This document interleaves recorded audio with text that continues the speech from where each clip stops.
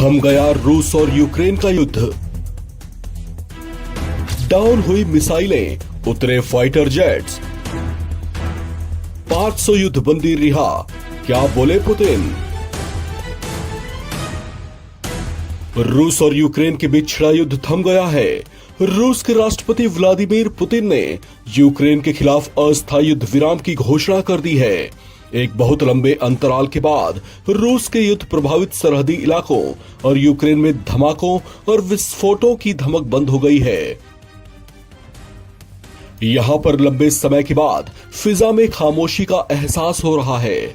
युद्ध रोकने का यह फैसला एक तरफा रूस की ओर से लिया गया है, जिस पर यूक्रेन के राष्ट्रपति जेलेंस्की की ओर से कोई प्रतिक्रिया नहीं आई है। रूस और यूक्रेन के बीच पिछले 3 सालों से युद्ध जारी है और इन 3 सालों में ये पहला ऐसा मौका है जब किसी युद्ध विराम की घोषणा की गई है।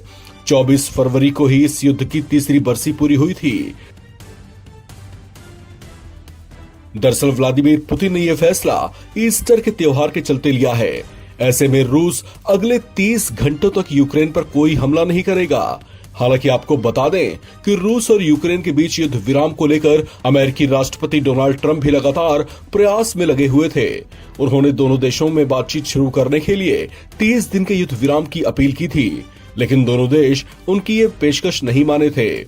जबकि जनवरी 2023 में भी क्रिसमस के मौके पर खुद रूस ने ही 1 दिन के युद्ध विराम का ऐलान किया था, लेकिन उस समय यूक्रेन नहीं माना था और उसने रूस पर हमले जारी रखे थे।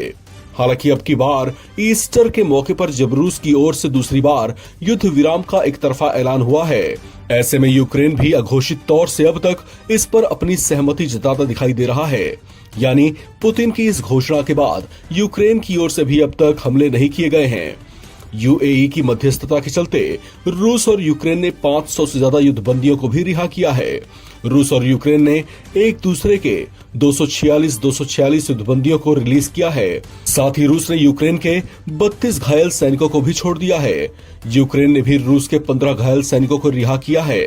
रूस के रक्षा मंत्रालय की ओर से जारी बयानों के मुताबिक व्लादिमीर पुतिन ने क्रेमलिन में एक बैठक के दौरान ईस्टर युद्ध विराम की घोषणा की है। पुतिन ने रूस के सशस्त्र बलों के प्रमुख जनरल वालेरी गेरासिमोव से बॉर्डर पर स्थिति के बारे में जानकारी ली और घोषणा की कि रूसी पक्ष 19 अप्रैल की शाम 6 बजे से लेकर 21 अप्रैल की रात 12 बजे तक सभी सैन्य कार्रवाई बंद रखेगा। इस बयान में रूस की ओर से कहा गया कि मानवीय उद्देश्यों से प्रेरित होकर ईस्टर युद्ध विराम की घोषणा की गई है। रूसी रक्षा मंत्रालय के हवाले से पुतिन ने कहा कि हमें उम्मीद है कि यूक्रेन भी ऐसा ही करेगा। राष्ट्रपति पुतिन ने हालांकि यह भी कहा कि हमारी सेना को युद्ध विराम के उल्लंघन और शत्रु द्वारा किसी भी उकसावे या आक्रामक कार्रवाई का जवाब देने के लिए तैयार रहना चाहिए।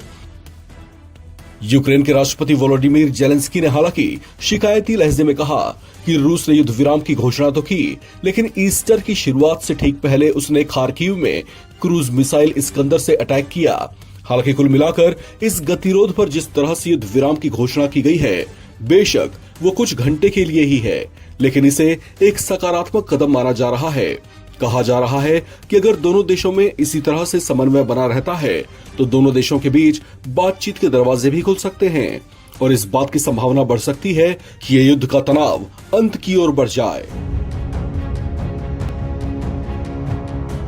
करीब 3 सालों से चले आ रहे रूस यूक्रेन युद्ध के बीच शनिवार को रूसी राष्ट्रपति व्लादिमीर पुतिन ने बड़ा ऐलान किया। पुतिन ने यूक्रेन के साथ युद्ध को लेकर कम अवधि के संघर्ष विराम की घोषणा की। ईस्टर के चलते रूस 19 अप्रैल की शाम 6 बजे से 21 अप्रैल तक हमला नहीं करेगा। पुतिन ने यूक्रेन से भी ऐसा ही करने को कहा है। इसके साथ ही इस बात को लेकर आगाह भी किया कि अगर यूक्रेन इसके लिए तैयार नहीं होता तो युद्ध विराम नहीं होगा। पुतिन ने युद्ध विराम का ऐलान ऐसे वक्त पर किया है जब अमेरिकी राष्ट्रपति रूस और यूक्रेन पर संघर्ष विराम को लेकर दबाव डाल रहे हैं। पुतिन ने कहा कि मैं इस अवधि के लिए सभी सैन्य कार्रवाई रोकने का आदेश देता हूं। साथ ही उन्होंने युद्ध विराम को मानवीय कारणों पर आधारित बताया। व्लादिमीर पुतिन ने ईस्टर को देखते हुए मानवीय आधार पर सीज फायर का ऐलान किया है। उन्होंने कहा कि हम यह आशा करते हैं कि यूक्रेन की तरफ से भी ऐसा ही किया जाएगा। साथ ही कहा है कि हमने सैनिकों को किसी भी संभावित खतरे को लेकर आगाह किया है। अगर दुश्मन की तरफ से युद्ध विराम के नियमों का उल्लंघन किया जाता है तो हमारे सैनिक मुंह तोड़ जवाब देंगे। पुतिन ने chief of general staff general Gerasimov के साथ एक बैठक में ये घोषणा की। इस दौरान उन्होंने बताया कि यूक्रेन की सीमा पर 2 पॉकेट्स को छोड़कर कुर्स क्षेत्र का पूरा इलाका आजाद करा लिया गया है। अगस्त 2024 में रूस के AFU ने एक हमले के बाद इस क्षेत्र के कुछ हिस्सों पर कब्जा कर लिया था। रूस की ओर से कम अवधि के लिए ही सही ये युद्ध विराम का प्रस्ताव ऐसे वक्त में सामने आया जब अमेरिका के राष्ट्रपति डोनाल्ड ट्रंप रूस और यूक्रेन दोनों पर युद्ध विराम पर सहमत होने के लिए दबाव डाल रहे हैं। हालांकि अब तक उन्हें इस मामले में बड़ी सफलता नहीं मिली। अमेरिकी राष्ट्रपति डोनाल्ड ट्रंप ने गुरुवार को जेलेंस्की को लेकर नरमी दिखाते हुए कहा था कि वो रूसी हमलों के लिए उनको जिम्मेदार नहीं मानते, लेकिन रूस यूक्रेन युद्ध शुरू होने को लेकर ट्रंप ने सभी नेताओं को जिम्मेदार ठहराया। व्हाइट हाउस में इटली की प्रधानमंत्री जॉर्जिया मेलोनी के साथ संयुक्त पत्रकार वार्ता करते हुए ट्रंप ने कहा था कि मैं युद्ध के लिए जेलेंस्की को जिम्मेदार नहीं मान रहा हूं, लेकिन मैं ये भी नहीं कहूंगा कि उन्होंने बहुत अच्छा काम किया। मैं उनका प्रशंसक नहीं हूं।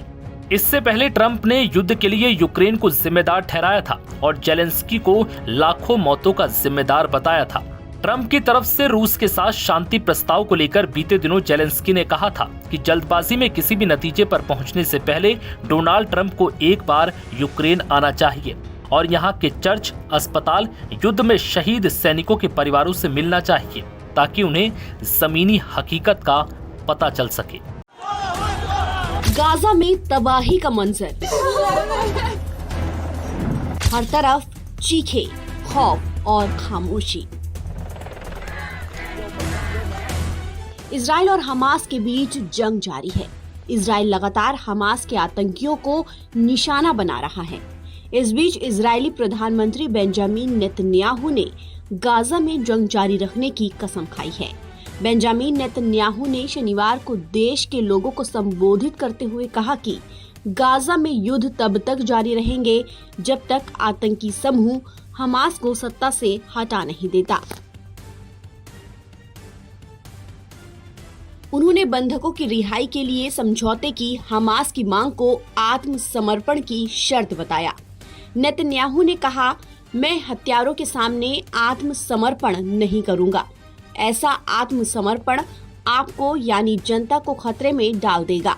अगर हम उनकी मांगों के आगे झुक गए तो हमने जो भी बड़ी उपलब्धियां हासिल की हैं, ये सब खत्म हो जाएगी। नेतन्याहू ने कहा कि हमास ने एक बार फिर आधे जीवित बंधकों और कई शहीद सैनिकों को रिहा करने के प्रस्ताव को खारिज कर दिया है और युद्ध को समाप्त करने की मांग की है। अगर हम हमास की मांगों को स्वीकार करते हैं तो इसका मतलब होगा कि इजराइल को आत्मसमर्पण करने के लिए मजबूर किया जा सकता है। नेतन्याहू ने दोहराया कि इस तरह के आत्मसमर्पण से देश और आप दोनों खतरे में पड़ जाएंगे। नेतन्याहू ने विपक्ष और प्रदर्शनकारियों की इन मांगों को जोर दिया, जिसमें बंधकों की रिहाई के लिए युद्ध समाप्त करने और फिर सैन्य अभियान शुरू करने की बात की जा रही है। उन्होंने कहा कि हमास भले ही क्रूर है, लेकिन वो मूर्ख नहीं है। वो बाध्यकारी अंतर्राष्ट्रीय शर्तों की मांग करेगा। इसके अलावा अंतर्राष्ट्रीय समुदाय इसकी अनुमति नहीं देगा और इस तरह की रणनीति की वकालत करने वाले नहीं जानते हैं कि अंतर्राष्ट्रीय संबंध कैसे काम करते हैं। उन्होंने कहा, अगर हम अब हमास के हुक्म के आगे झुक जाते हैं तो युद्ध की सभी महान उपलब्धियां जो हमने अपने सैनिकों और हमारे शहीदों और वीर घायलों की योग्यता से हासिल की है, गायब हो जाएगी। आपके प्रधानमंत्री के रूप में मैं उन हत्यारों के सामने आत्मसमर्पण नहीं करूंगा जिन्होंने हॉलोकास्ट के बाद से यहूदी लोगों के खिलाफ सबसे भयानक नरसंहार किया है। इस तरह से आत्मसमर्पण करने से देश और आप दोनों खतरे में पड़ जाएंगे। हमास और इजराइल के बीच जंग लगभग 18 महीने से चल रही है। इस जंग में अब तक 50,000 से ज्यादा फिलिस्तीनी मारे गए हैं और 1,13,000 से ज्यादा लोग घायल हुए हैं। वहीं 20 लाख से ज्यादा लोगों को अपने घरों को छोड़ना पड़ा है। गाजा में हालात बेहद बुरे हैं और हर तरफ तबाही के निशान हैं। ये जंग 7 अक्टूबर 2023 को शुरू हुई थी, जब हमास ने अचानक इजराइल पर हमला कर दिया।